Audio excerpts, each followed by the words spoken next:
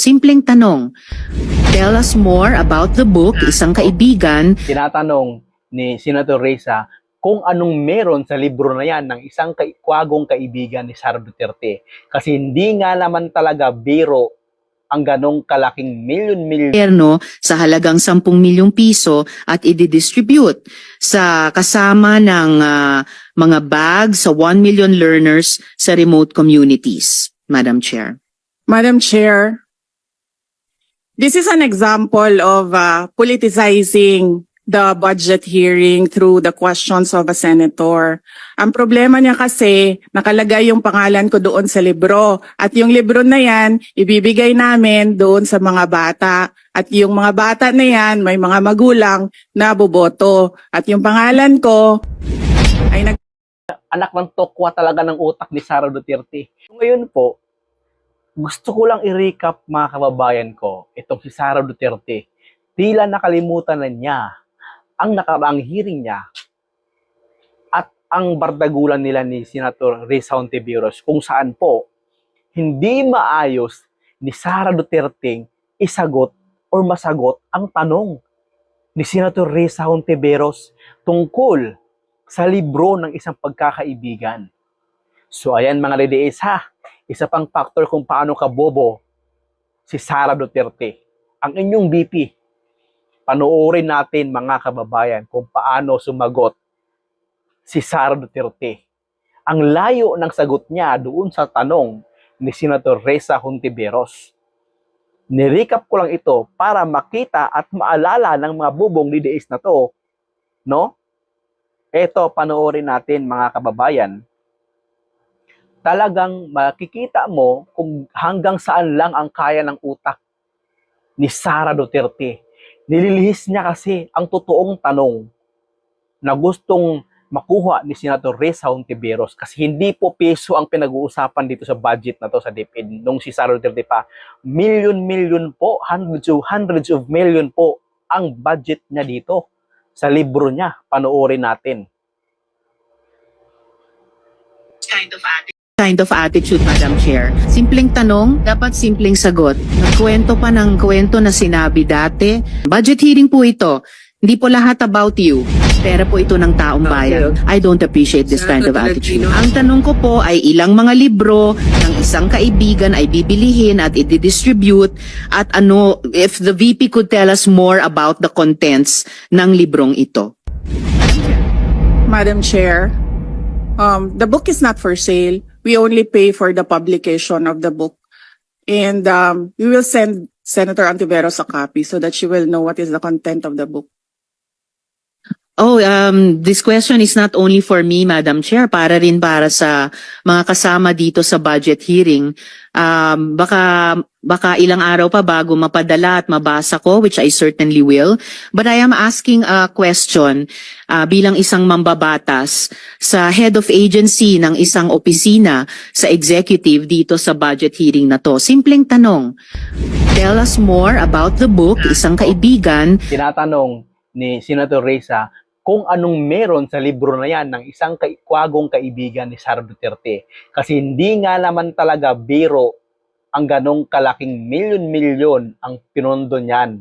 Kaya kailangan talagang tanungin kung ano ang nasa loob at kung anong meron. Kasi kung ikaw ang author, kung ikaw ang nagsulat, dapat alam mo kung ano ang nandyan sa loob ng librong nilabas mo or project mo. Which is si Sara Duterte po ang nagsulat niyan, no? Noong panahong nasa DepEd pa lang siya bilang sekretary.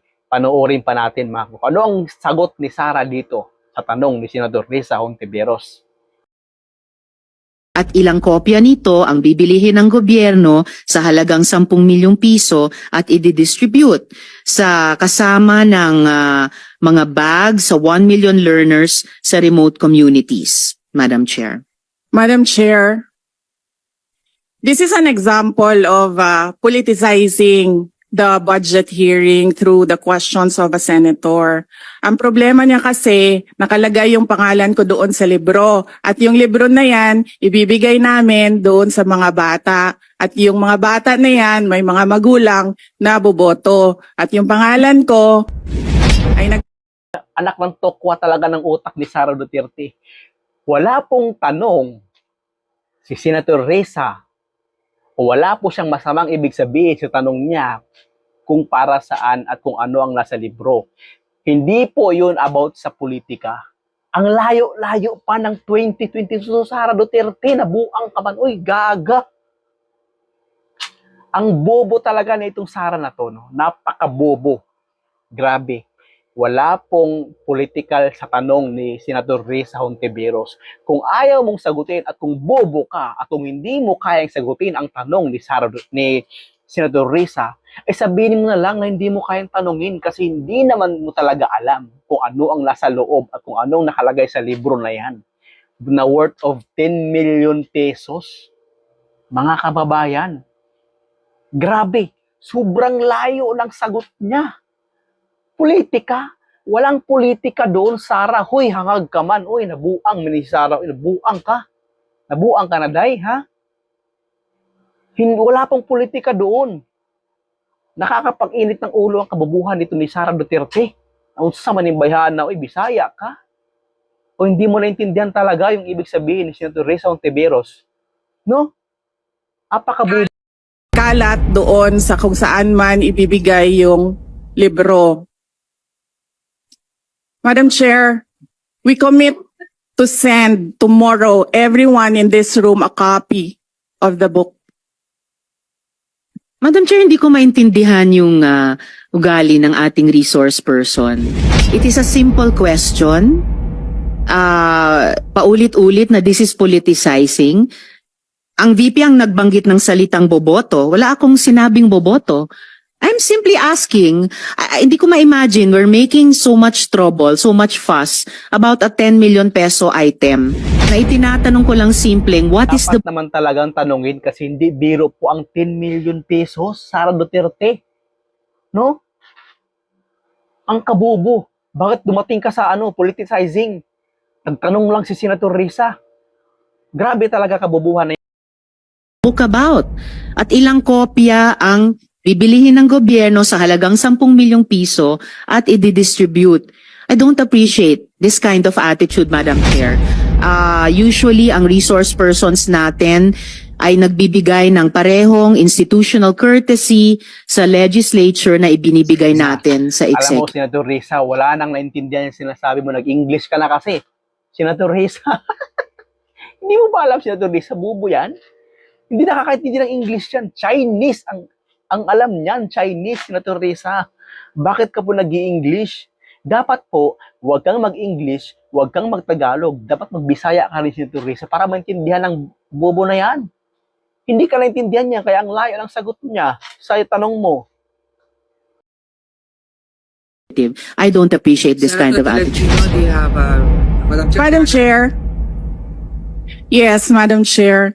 Hindi ko rin maintindihan ang ugali ni Senator Risa Hontiveros. And I do not appreciate, ano yung sinabi niya? I do not appreciate this kind of behavior and attitude. Madam Chair, noong 2016, tumatakbo si Senator Risa Hontiveros na senator, nakailang talo na siya. So, Dalawa, Madam Chair. okay, dalawa. Natatakot siya sa pangatlong talo niya, kaya pumunta siya sa Davao. Humingi siya ng tulong. Tinulungan siya ng isang kagawad ng Davao na ngayon hindi na siya sinusuportahan. Humingi siya ng tulong sa akin, thinking na hindi mananalo si President Rodrigo Duterte.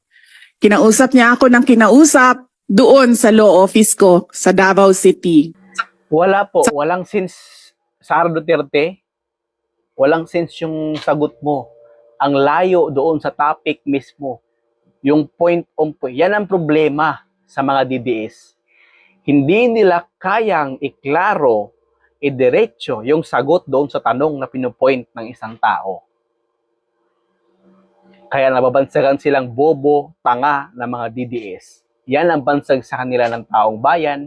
Yan ang bansag sa kanila ng ibang mga vloggers. Bobo, tangang mga DDS. Kasi hindi nila kayang sagutin ng diretso yung tanong sa kanila ng tao on point, mga kababayan.